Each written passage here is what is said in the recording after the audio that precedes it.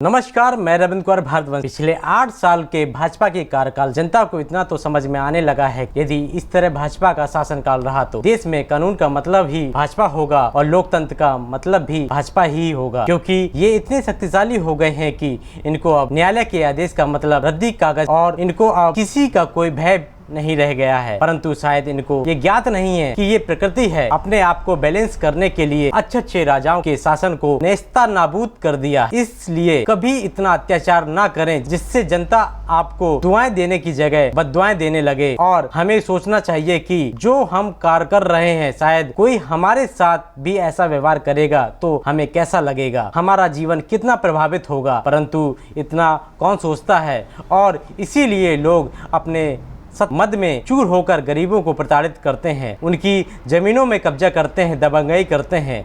इसी तर्ज में हमारे पास एक शिकायतकर्ता ने बताया कि हमीरपुर के सदर विधायक उनकी जमीन में कब्जा कर रहे हैं, जिसमें जिला प्रशासन भी कोई मदद नहीं कर रहा है। स्वाभाविक है कि एक विधायक का विरोध जिला प्रशासन कैसे कर सकता है। इसीलिए पीड़ित न्याय के लिए न्यायालय हमीरपुर पहुंचा, जहां से पीड़ित ने 31/5/2023 को senior division civil court Hamirpur से उक्त जमीन जो अवैध तरीके से कब्जा की गई थी, उसका अवैध कब्जा निर्माण कार्य रोकने का आदेश भी ले आया। पीड़ित ने 2 जून को न्यायालय का आदेश विपक्षी को रजिस्ट्री भी कर दिया और शासन को भी अवगत करा दिया, जिसके बाद आज तक उक्त निर्माण कार्य में कोई रोक नहीं लगी है।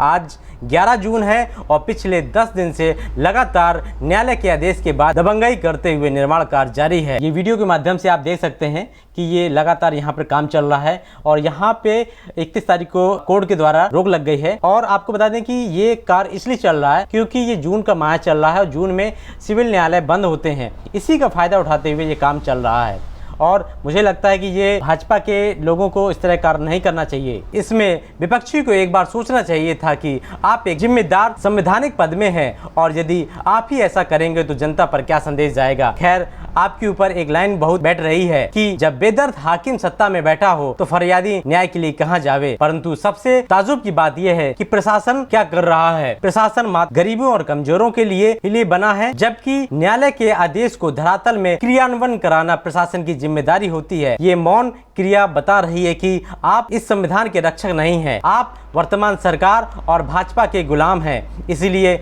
यदि यह हरकत कोई विपक्षी या गरीब कमजोर व्यक्ति करता तो शायद अभी तक बुलडोजर चल गया होता या जेल में बैठा सत्ता गुणगान कर रहा होता। परंतु ये तो सत्ता के लोग हैं और सत्ता से ज्यादा विधायक जी हैं, इन पर शायद कानून के आदेश लागू नहीं होते हैं। इसीलिए आज तक पीड़ित दर यहाँ वहाँ भटकता हुआ न्याय की उम्मीद करता है, जिसके लिए हमारे द्वारा पुलिस अधीक्षक और पुलिस महानिरीक्षक महोदय वार्तालाप की गई, जिनमें उन्होंने कार्रवाई की बात कही। मैं जनपद के सभी पत्रकार बंधुओं से निवेदन करता हूं कि पीड़ित की मदद करें। पत्रकार लोकतंत्र का चौथा स्तंभ है और यदि कोई स्तंभ कमजोर पड़ रहा है तो दूसरे को सहारा देना सच्ची देशभक्ति है।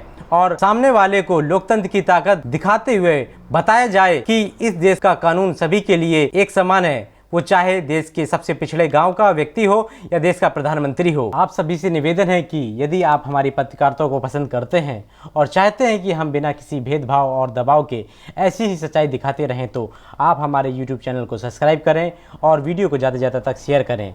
वर्तमान समय में संगठन में ही शक्ति है। देश और समाज के गरीब और कमज़ोर और दलितों की आवाज़ उठाने के लिए हमें एकजुट रहना बहुत आवश्यक है। जय हिंद, जय भारत, जय